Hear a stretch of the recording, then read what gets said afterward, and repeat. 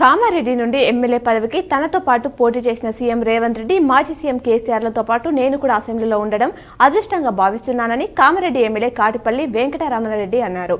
కలిసికట్టుగా కామారెడ్డిని అభివృద్ధి చేయాలని కోరారు. నిజామాబాద్తో పాటు హైదరాబాద్ నగరంలో వేలాది సంఖ్య ఇళ్లపై నుండి 33-11 kV విద్యుత్ తీగలు పోవడం వల్ల వేలాది సంఖ్యలో ప్రజలు ఇబ్బందులు పడుతున్నారని, సమస్యను వెంటనే పరిష్కరించాలని MIM MLA Akbaruddin Owaisi assembly సమావేశంలో ప్రభుత్వాన్ని కోరారు.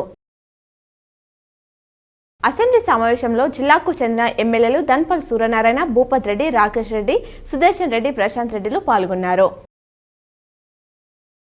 భీమ్గల్ శ్రీ విద్యానికేతన్ ఆధ్వర్యంలో చిన్నారులు బోనాల పండుగను నిర్వహించారు. చిన్నారులు వేసిన పోతరాజుల వేషధారణ ఎంతగానో ఆకట్టుకున్నాయి.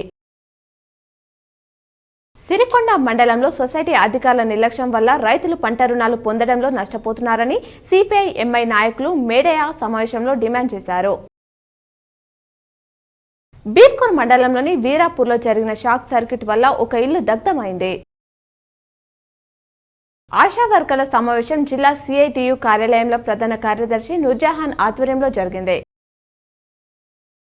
భీమ్గల్ మండలంలో ఇసుక మాఫియా దాడి ఘటనలో నిందితులను పోలీసులు వెంటనే అరెస్ట్ చేయాలని బీఆర్ఎస్ ఆధ్వర్యంలో ధర్నా చేశారు. కేంద్రం నిధులు ఇస్తున్నా రాష్ట్రం ఇవ్వడం లేదు. అన్ని నగరాలలో వీధి కుక్కల సమస్య తీవ్రంగా ఉందని అర్బన్ ఎమ్మెల్యే ధన్పల్ సూర్యనారాయణ మాట్లాడారు.